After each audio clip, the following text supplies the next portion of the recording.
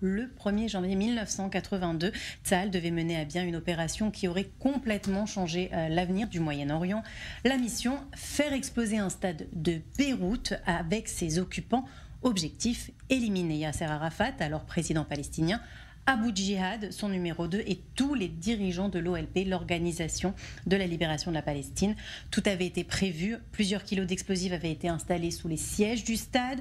3 véhicules bourrés d'explosifs avaient été disposés à l'extérieur du stade afin d'éliminer les survivants qui auraient tenté de fuir les lieux.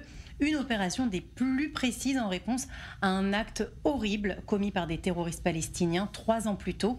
En avril 1979, Samir Kuntar, alors âgé de 16 ans, s'introduit dans la maison de la famille Haran à Naharia. Il parvient à kidnapper le père et la petite fille de 3 ans dans sa fuite. Dérangé par les cris de la petite fille, il la tue sauvagement avant d'assassiner son père. Un attentat qui a traumatisé tout le pays et qui a suscité la colère d'Israël. Après les funérailles des membres de la famille Haran, le chef d'état-major de l'époque, Raphaël Eitan, ordonne au commandant du Front Nord, Yanush Ben-Gal, de simplement tous les tuer. Tous les membres de l'OLP doivent mourir. Ils sont responsables du massacre de cette famille.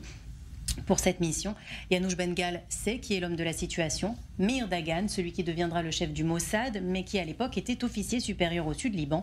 L'article du Yediot Aharonot de ce week-end comprend d'ailleurs les témoignages de ces 2 personnages clés de l'opération Olympia, tous 2 décédés aujourd'hui. Très peu de personnes étaient au courant de cette opération Olympia.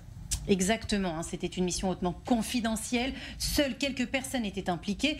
Le chef d'état-major de l'époque, donc Raphaël Eitan, Yanush Ben-Gal, Meir Dagan et certains de ses collaborateurs. Même le Premier ministre de l'époque, Menachem Begin, n'était pas au courant qu'une telle opération était en préparation.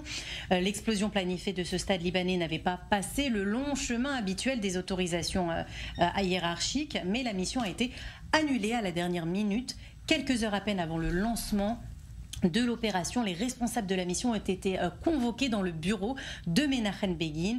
Il était alors malade, alité, mais a pris la dramatique décision de tout annuler. Il leur a interdit de mener à bien l'opération. La fin de cette histoire, on la connaît. 6 mois plus tard, l'opération Paix en Galilée est lancée. Elle marquera le début de la première guerre du Liban et avait pour objectif de mettre fin aux attaques incessantes des organisations terroristes palestiniennes localisées au sud-Liban, qui opéraient également à l'intérieur des terres israéliennes. Une guerre qui a duré bien plus longtemps que prévu et a fait de nombreuses victimes. Pour Meir Dagan, Israël a manqué alors une opportunité en or de changer son destin.